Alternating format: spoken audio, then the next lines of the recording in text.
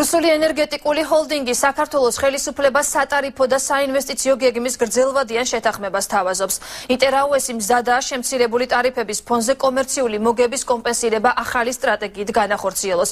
ჰოლდინგს პოზიცია ღიად არ გამოუხატავს ინიციატივის შესახებ რუსული ინტერნეტ გამოცემა კომერსანტი წერს, რომელმაც ინფორმაცია ინტერაუესთან დაახლოებული წყაროს მეშვეობით მიიღო. ამ ეტაპზე გაურკვეველია თუ რა კონკრეტულ გეგმას შესთავაზებს რუსული ჰოლდინგი საქართველოს მთავრობას. დეტალებს სამთვიანი მოლაპარაკებების პროცესი დაადგენს.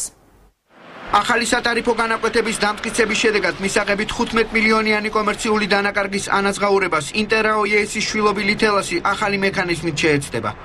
ჰოლდინგი ტარიფების მოქმედ სქემასთან ხდება და ენერგეტიკის სამინისტროს მის დამტკიცებას 2025 წლამდე სთხოვს. ირიბიგზით წინასწარ ცხადდება, რომ ზარალის კომპენსირება ინვესტიციების შემცირებისა და ტარიფების სხვა მომხმარებლებისთვის პროპორციული გაზრდის ხარჯზე არ მოხდება. ეს გამოიწვევს რუსული ჰოლდინგის მიერ კონტროლირებადი კომპანია თელასის შემოსავლების შემცირებას. მისი შემოსავლების სტრუქტურაში მოსახლეობის გადასახადები თითქმის ნახევარს შეადგენს. თუმცა ინტერრაო არ აპირებს შეამციროს ქართული ენერგოაქტივების ინვესტირების პროგრამა, რაც შემცირებული შემოსავლების კომპენსაციის მექანიზმების შემოღებას მოითხოვს. რუსული ენერგეტიკული ჰოლდინგის ალტერნატიულ საოპერაციო მექანიზმზე, რომელიც ჯერჯერობით უცნობია სპეციალისტებს, სავარაუდო მოსაზრება აქვთ. თელასმა მოგების წილის შესაძლოა რუსეთიდან იმპორტირებული ელექტროენერგიის საფასურის გაიაფების ხარჯზე აღიდგინოს. მემორანდუმის საკითხებზე მოლაპარაკების პროცესში კი ენერგეტიკის აკადემიის პრეზიდენტი სატარიფო პოლიტიკის გრძელვადიან გეგმაზე დათანხმებას მთავრობას არ ურჩევს.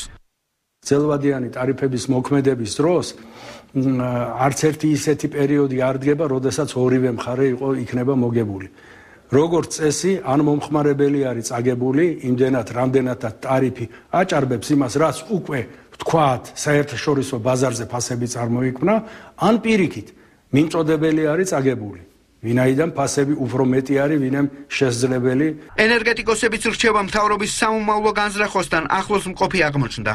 სამინისტრო ელექტროენერგიაზე გაიაფებული ტარიფების ძალაში დატოვებას მაქსიმუმ 4 წლით გეგმავს, რომლის შემდეგ სოციალური და ეკონომიკური რეალობის გათვალისწინებით გაანგარიშებებს უკვე მარეგულირებელი კომისია დამოუკიდებლად განახორციელებს. ხელისუფლება მხოლოდ დარგის განვითარების პოლიტიკას განსაზღვრავს. მთლიანობაში მთელი ჩვენი პოლიტიკა მიმართული იქნება იმისკენ, რომ მოხდეს ინვესტიციები საქართველოს ენერგოსექტორში, ინვესტიციები განხორციელდეს გონივრულად და ხელი შეეწყოს ენერგეტიკის სექტორის გრძელვადიან განვითარებას 20-25 წლიან პერსპექტივაში. ენერგეტიკის მინისტრი განმარტავს, რომ ინტერაოსთან გრძელვადიან გეგმაზე წინასწარი შეთანხმება უკვე არსებობს. მემორანდუმის ხელმოწერამდე სამთვიან ვადას მთავრობა ისევ სატარიფო რეზერვების მოსაზიებლად იტოვებს. არაა გამორიცხული, რომ თელასის საინვესტიციო გეგმის შესწავლის შემდეგ 1 აპრილიდან ელექტროენერგიის საფასურის კიდევ ერთხელ გაიაფების საკითხი დღის წესრიგში ისევ დადგეს.